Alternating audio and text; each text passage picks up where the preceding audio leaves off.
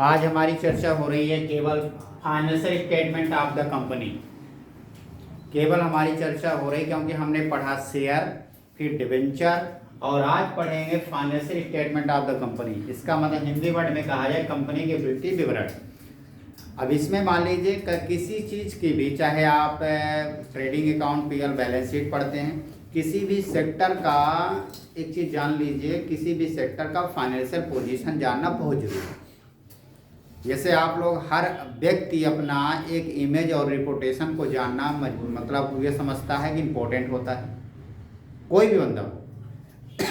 तो कंपनी अपनी क्या करती है, शेयर क्या हुआ, डिवेंचर कैसे कंडीशन हुई, उसमें से कंपनी की पोजीशन क्या है, वित्तीय पोजीशन क्या होता है, इसको जानने के लिए फाइनेंशियल स्टेटमेंट बनाती है। फाइनेंशियल स्टेटमेंट बनता किसके आधार पर है? आप तो सबसे पहले आपको प्रॉफिट एंड लॉस की नॉलेज होना जरूरी है, उसी के आधार पर बैलेंस शीट बनती है। बैलेंस शीट में आपको दो वर्ड होते हैं, एक होता है एसेट्स, एक होता है लायबिलिटीज। उसी के आधार पर आपकी फाइनेंशियल पोजीशन का पता होता है।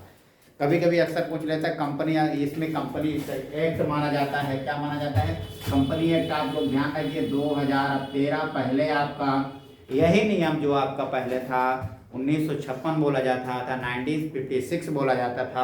आज के वर्तमान कंडीशन में हमारे पास 2013 आपको ये नियम बनाया गया। दूसरा शब्द हमारे पास, सबसे इंपॉर्टेंट शब्द हमारे पास क्या हुआ, चर्चा किया जाए, डिस्कशन किया जाए, तो हमारे पास चर्चा हमारे पास सामने ये आता है कि कंपनी फाइनेंशियल पोजीशन बनाना क्यों जरूरी है। पहला वर्ड क्लियर कर लीजिएगा, किसी भी संस्था का वित्तीय स्थिति को जानना बहुत ही आवश्यक होता है। उसके आधार पर दो कांड होते हैं, ठीक है। पहला कांड कंडीशन में पहला बोला जाए या पहला वर्ड बोला जाए, इसका रीजन वो पॉइंट बोला जाए, पहला वर्ड होता है कि सही कंडीशन में आपकी व्यवस्था। जैसे कभी कभी आप लोग ध्यान दिए होंगे, बैलेंस शीट को गुडविल में दिखाया जाता है। बैलेंस शीट को गुडविल में दिखाने के लिए हम लोग क्या उसको लॉस मानते क्यों लॉस है? वो भी तो एक प्रकार से एसेट्स होती है।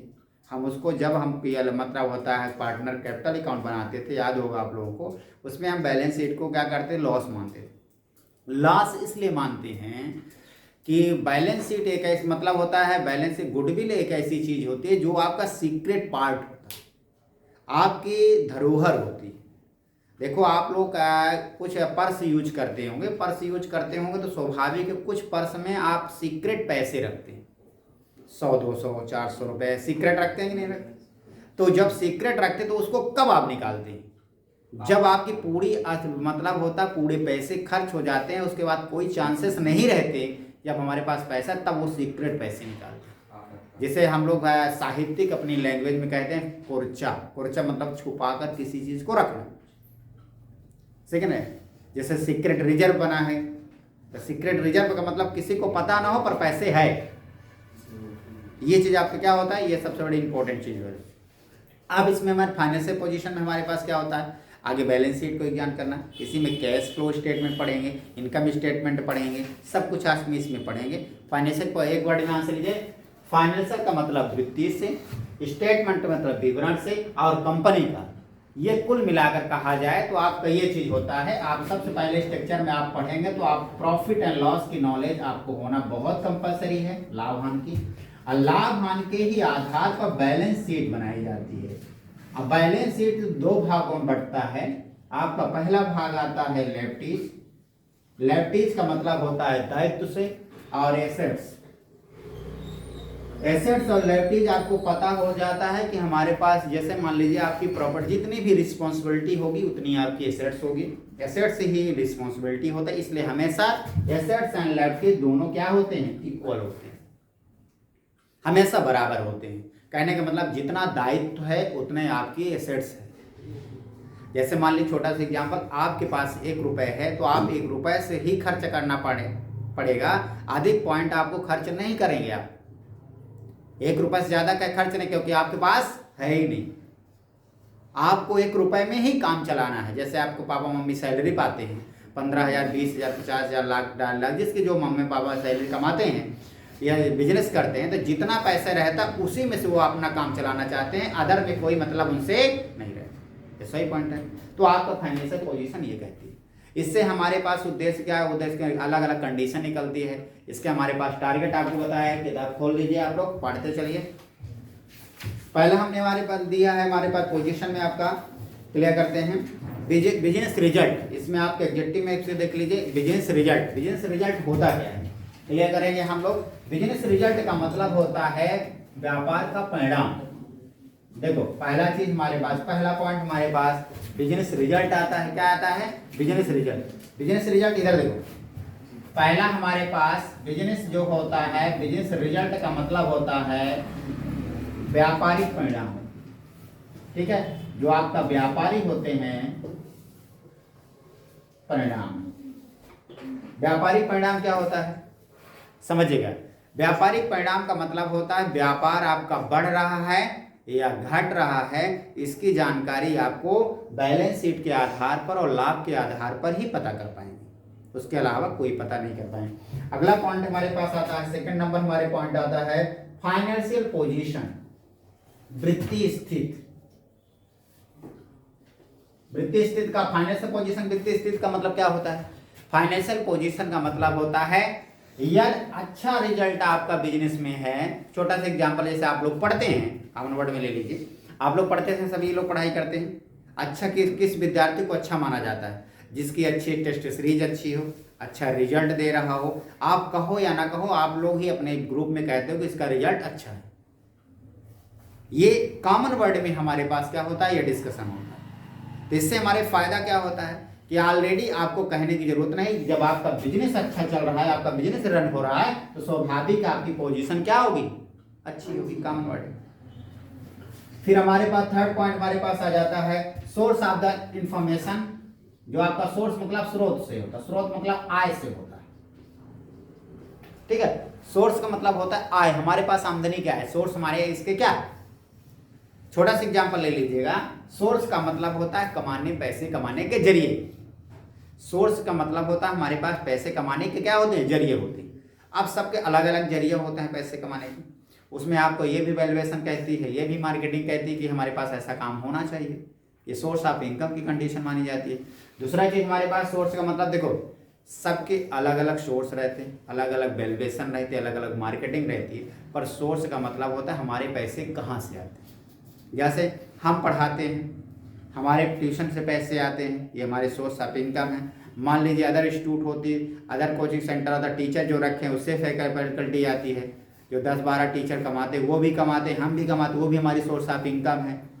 उसी तरह कंपनी में पैसे आपका सेलिंग से आते हैं, या आपका बड़े बड़े ब्रांडिंग करते हैं आप, तब पैसे आते हैं। सबके लोगों के पैसे अलग अलग, जैसे आपके पापा मम्मी के साथ देखो, कोई दुकान खोला है, कोई बिजनेस करता है, कोई आपका स्कूल खोला है, या कोई कॉलेज खोला है, या फिर कोई पापा मम्मी सैलरी बेस पर नौकरी करने जाते हैं। सबके अलग अलग कम इनकम होती है। उसी तरह से आपके इसके इनकम का सोर्स पता होना चाहिए। फिर हमारे पास सबसे इंपॉर्टेंट चीज ध्यान रखिएगा, मैनेजमेंट। मैनेजमेंट प्रबंधक, आप ये वर्ड भी बहुत पढ़ते होंगे आप। मैनेजमेंट आपको अकाउंट में लगती भी है, आपके मैनेजमेंट किताब आपको लगती है कि नहीं लगती? आप मैनेजमेंट किताब बिजनेस, जैसे इंग्लिश में बिजनेस स्टडी कहते हैं, वही मैनेजमेंट है, प्रबंधक कहलाता है। प्रबंधक क्या होता है? दुनिया की सबसे बड़ी ताकत होता है। किसी भी कंपनी का, किसी भी बिजनेस का प्रबंधक बहुत इंपॉर्टेंट है। प्रबंधक से आप कभी नाराज भी हो जाते हैं, पर वो आप मजबूरी में वो उसे एक्शन लेना पड़ता है। जैसे मान लीजिए कभी बच्चों को हम डांट देते हैं, बिगड़ देते हैं, आप टेस्ट नहीं देते हैं, तो हमारी मजबूरी है, हमारा कोई लगाव नहीं है कि आपका। मजबूरी ये है कि यदि आप टेस्ट सीरीज में अच्छे नहीं रिजल्ट देंगे, आपकी पोजीशन अच्छी नहीं होगी, तो आपके जिस दिन आपका रिजल्ट गड़बड़ हो जाएगा, आपके घर वाले यही शब्द बोलेंगे कि सर मैं सुशी सर के यहाँ पढ़ता था, गड़बड़ रिजल्ट हो। ये नहीं बोलेंगे कि मेरा लड़का ऐसा था। 100 में से 99% लोग यही बोलने वाले हैं।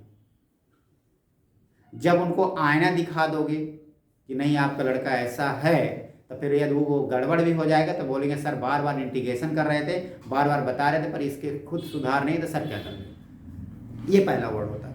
वही मैनेजमेंट होता है। कभी मैनेजमेंट में हमने देखा कुछ विद्यार्थियों को मैं बाहर कर दिया, कोचिंग से बाहर ही कर दिया, क्योंकि वो हमारे कोचिंग के लिए हानिकारक साबित हो रहे हैं। पढ़ना नहीं है उन्हें, टाइम पास करना है, वैल्यूएशन करना नहीं है।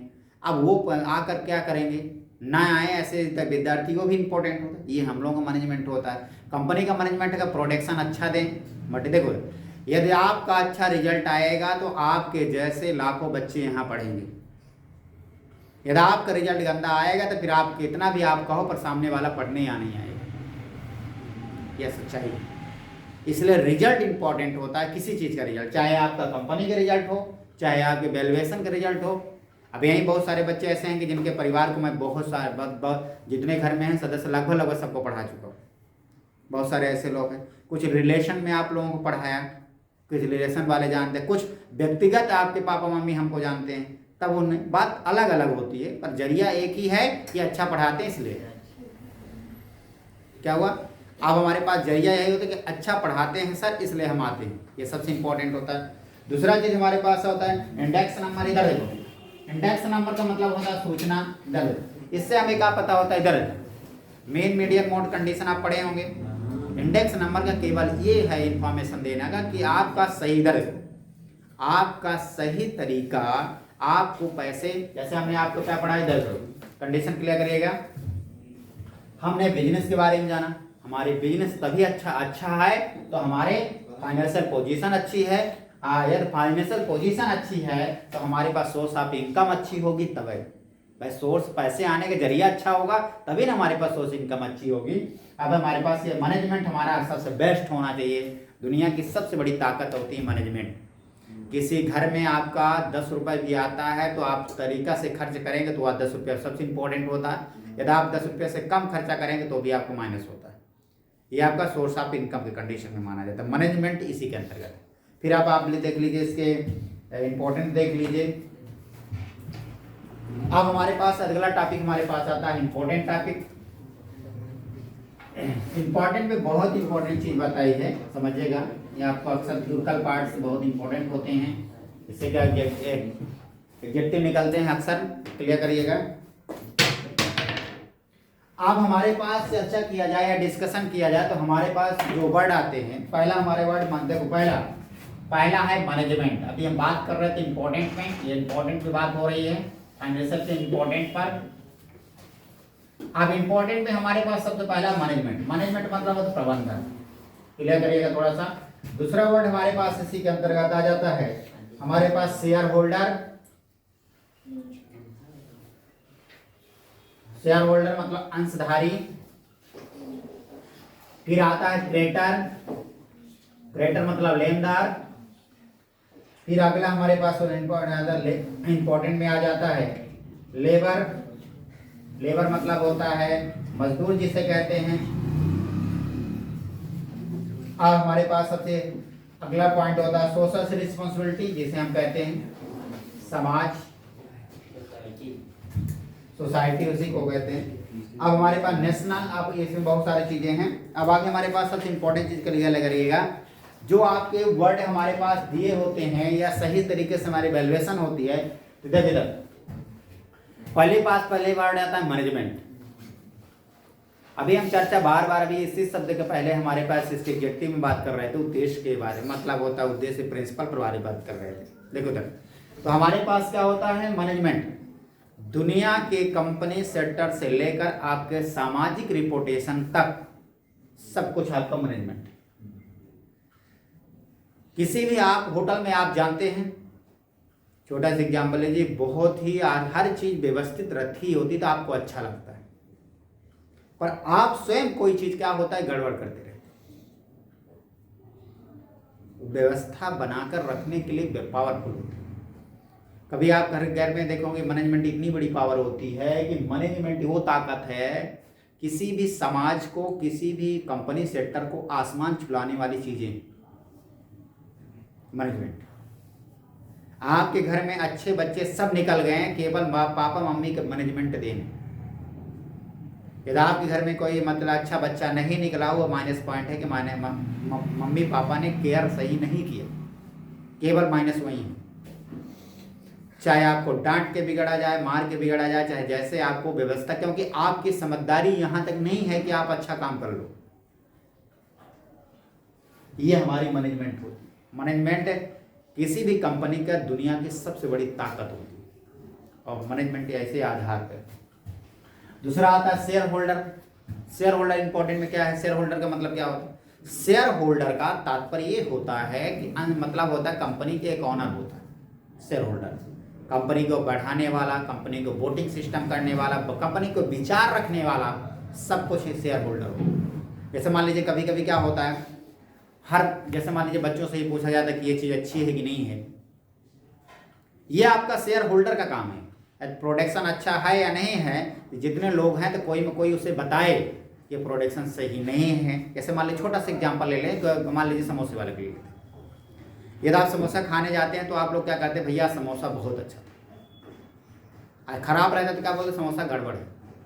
ये हमारे पास इधर इसका मतलब उसमें आपका मसाले सही नहीं है, चटनी सही नहीं है, वैल्यूएशन नहीं है, ये हमारे पैसे शेयर होल्डर का काम है। यहाँ से देखो कंपनी किसी भी, इधर कंपनी कोई भी हो सकती है, समोसे बनाने वाली भी हो सकती है, कपड़े बनाने वाले भी हो सकती है, मैन्युफैक्चरिंग करने वाली भी हो सकती है, कोई भी हो सकती है, पर इधर कोई भी हो सकती है, पर उसमें आपकी जो कमियां हैं उसको आप मतलब बताएं। ये सबसे इंपॉर्टेंट चीज होता है। दूसरा चीज क्रेडिटर मतलब लेनदार। लेनदार क्या होता है, क्लियर करते हैं। क्रेडिटर होता क्या है, लेनदार होता क्या है, क्लियर करते हैं। लेनदार का मतलब होता है जब आपको जरूरत होती है लोन के रूप में, चाहे छोटा सा लोन या बड़ा सा, तो आपका लोन में जो प्रोवाइड कराए, चाहे बैंक कराए, चाहे फाइनेंशियल कराए, चाहे कोई व्यक्ति कराए, वो आपका लेनदार। जैसे आपने उसे लिया, आपको उसने दिया, तो आपका क्या होगा, उसके आप लेनदार कहलाएं। मतलब लेनदार का मतलब लेने से होता है, ये भी आप क्रेडिटर जिसे शब्द कहते हैं। लेने से मतलब क्या हुआ, जैसे आपका देखो छोटा सा लोन लो या बड़ा लोन लो, कोई भी लोन लो या किसी से उधार लो, पर भी वो क्रेडिटर के अंतर्गत माना जाता है। फिर इधर लेबर पॉइंट हमारे पास क्या होता है, लेबर पॉइंट हमेशा समाज में हम सबसे इंपॉर्टेंट टॉपिक होता है। एक छोटे स्तर से काम करने वाला वो लेबर पॉइंट होता है, बस समझ में। लेबर पॉइंट क्या होता है, छोटे स्तर से काम करने वाला एक लेबर होता है। अब लेबर में देखो उधर, यदि छोटा बदने, यदि मान लीजिए हमारी सबसे पहले घर की नींव बनती है, यदि हमारा सबसे छोटा पॉइंट शुरू हो रहा है नींव, इतनी बड़ी हवेली बनने के बाद तो सबसे पहले हमारे छोटे बंदे को ही केयर करना चाहिए। हमारे पास जितने मजदूर काम करते हैं उनको केयरिंग करना चाहिए, उनकी सैलरी पेमेंट सही तरीके से सही टाइम पर होना चाहिए। ये हमारे पास क्या होता है, ये हमारे पर लेबर। दूसरा ये मतलब होता है सोसाइटी, जिसे समाज कहते हैं।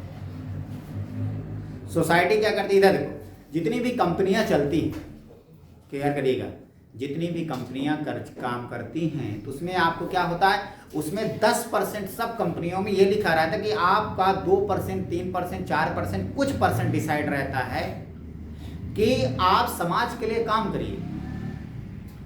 जैसे अक्सर देखे होंगे, जैसे आप चले जाइए मैयर जाते हैं, अक्सर जेपी के कविता सीढ़ी बनी मिली होगी, जेपी के प्लांट लगे हुए मिलेंगे, तो जेपी के स्ट्रक्चर बना होगा कि उसमें आपको पौधे लगे होंगे। जेपी की जाली पूरी जितना जाली लगी हैं पूरी जेपी की ही लगी हुई है। इधर बात समझो इसको, इसका ये कहने का तात्पर्य हमारे पास हुआ कि हम जो आप काम कर रहे हैं उसमें आपका सबसे वैल्यूएशन ये है कि वो समाज के लिए काम कर रहा है। हम इतना पैसे कमा रहे हैं तो 1%, 2% हम क्या करें, समाज के लिए भी खर्च करें। ये सबसे इंपॉर्टेंट हमारे पास सोशल रिस्पॉन्सिबिलिटी होता है। ये सबसे इंपॉर्टेंट और सबसे आधार बेस्ड होता है। आई बात समझे। फिर हमारे पास अगला टॉपिक आता है बैलेंस शीट। अब बैलेंस शीट में आपको दो वर्ड होते हैं, अभी हम चर्चा कर ही रहे थे। बैलेंस शीट में एसेट्स और लायबिलिटीज। अब बैलेंस शीट में आपको क्या करना है, सिंपल बेस पर बैलेंस शीट पर बात करें। आप यहां क्या करें, सबसे इंपॉर्टेंट चीज हमारे पास चर्चा करते हैं, हमारे पास लायबिलिटीज जिसे हम दायित्व कहते हैं, और ये हमारा एसेट्स मतलब संपत्ति।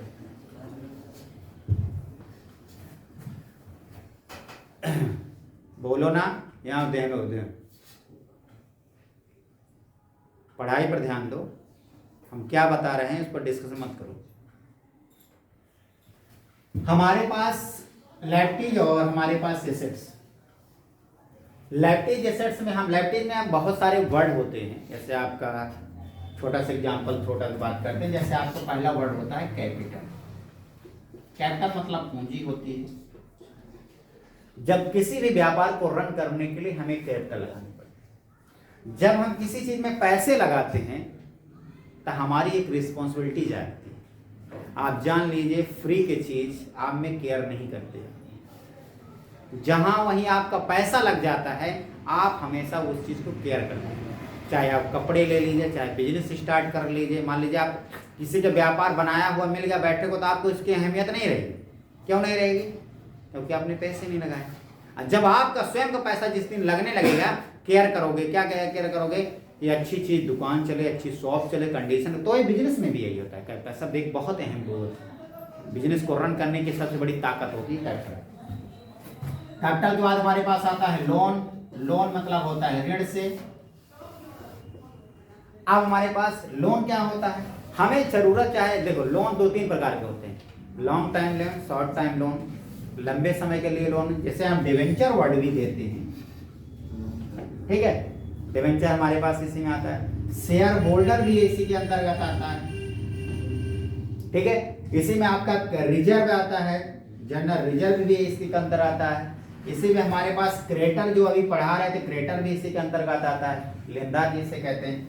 ये सब बहुत सारी छोटी छोटी चीजें हैं। बिल पेमेंट इसी के अंतर्गत आता है। इक्विटी ऐसे देखो, equity share, equity preference share, आपका ये सारी चीजें आपको जो होते हैं शेयर के रिलेटेड, जो कैपिटल रिलेटेड होती हैं, वो सारी चीजें इससे। तो अब इसी में हम एसेट से बात करते हैं। एसेट्स में जैसे आपका कैश हो गया, बैंक हो गया, ये नॉर्मल बैलेंस शीट पे बात कर रहे हैं। इसमें बहुत सारी चीजें ऐड हैं। तो इसमें 3 भागों में बैलेंस शीट एसेट्स को बांटा गया है। देखो इसको 2 भागों में बांटा गया है। आपका पहला जो लेफ्टेज होती है, देखो पहला कैपिटल को 3 भागों में बांटा गया है। लेफ्टेज को भी बांटा गया। कैपिटल को आपका क्या, देखो लेफ्टेज को 2 भागों में बांटा गया है कि आपका फिक्स लेफ्टेज और करंट, मतलब करंट लेफ्टेज। फिक्स लेफ्टेज में कौन कौन सी चीजें आती है? जो लंबे समय के लिए आती। तो क्या बांटा गया है? फिक्स लेफ्टेज और करंट लेफ्टेज, 2 वर्ड बांटा गया। फिक्स लेफ्टेज में थोड़ा सा डिटेल बताऊंगा। फिक्स लेफ्टेज का मतलब होता है जो 5 ईयर या 10 ईयर से ले, जैसे आपका capital, long time loan, long time लंबे समय के लिए लोन। अब करंट में क्या होता है? ये 5 साल या 10 साल काम करेगा। जैसे कैपिटल आप लगाते हैं तो कोई भी बिजनेस 1 साल के लिए नहीं होता, 5 साल या 10 साल के। लोन आप लेते हैं तो 5 साल, 10 साल, 15 साल, 20 साल के लिए लोन लेते हैं। आप कोई भी लोन लेते हैं तो छोटा लोन नहीं, बड़ा लोन, लॉन्ग टाइम इसीलिए लिखा जाता है। करंट लेफ्टेज में क्या आ जाता है? करंट लेफ्टेज की बात करते हैं। करंट लेफ्टेज देखो, फिक्स लेफ्टेज क्लियर हुआ। फिक्स लेफ्टेज में क्या क्या आता है? लंबे समय के लिए, लॉन्ग टाइम, लंबे 5 ईयर या 10 ईयर। रिमाइंड करो कितने साल? 5 साल के लिए, मतलब लंबे समय 5 साल के लिए। जैसे आपका कैपिटल हो गया, डिवेंचर हो गया, आपका लॉन्ग टाइम लोन हो गया। ठीक है, ये सारी चीजें आपका फिक्स लेफ्टेज में आती है। फिर करंट लेफ्टेज में क्या आ जाता है? करंट लेफ्टेज का मतलब होता है 1 ईयर कैन चेंज, मतलब एक साल के अंदर किसी भी समय में बदल जाए। जैसे आपका बिल पेमेंट हो गया, आपका क्रेडिटर हो गया, और आउटस्टैंडिंग हो गया, अनएकर्ड हो गया, ये सारी चीजें हमारे पास क्या होती है? करंट लेफ्टेज कहते हैं। बात समझ में आए? इसी में आपका 2 वर्ड आते हैं, फिक्स एसेट्स और फिक्स एसेट्स में क्या है? करंट लेफ्टेज, करंट एसेट्स दे समझिएगा। फिक्स का मतलब स्थाई, स्थाई आपका संपत्ति, और चालू मतलब होता है, इसका मतलब चालू।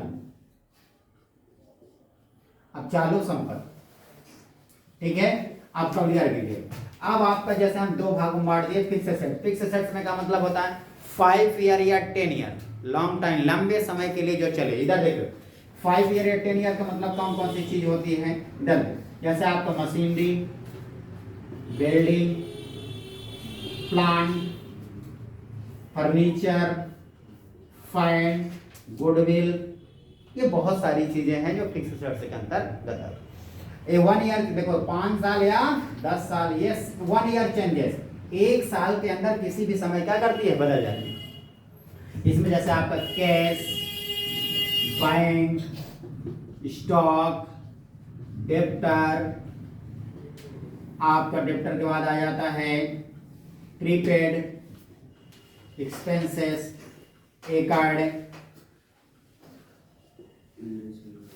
बिल रिसीव, आप होगा डेप्टर तो हो ही गया, बहुत सारी चीजें आपके याद है। तो एक बार बैलेंस शीट में आप याद रखिएगा, दायित्व में कितने पक्ष, 2, याद करो, फिक्स ऐसे फिक्स लिएबिलिटीज और करेंट लिएबिलिटीज। फिक्स लिएबिलिटीज का मतलब 5 साल या 10 साल, जैसे long time loan, debenture, capital, ये सब क्या आते हैं फिक्स लिएबिलिटीज में। तो ओके, इधर देखो करंट लिएबिलिटीज में क्या मतलब 1 साल के अंदर किसी भी समय बदल जाए, रिवाइंड करिए, 1 साल के अंदर क्या हो बदल, वन टाइम कंडीशन क्या है 1 ईयर के में किसी भी टाइम में चेंज हो जाए। तो हमारे पास क्या जैसे क्या आता है, क्या आता है इसमें, आपका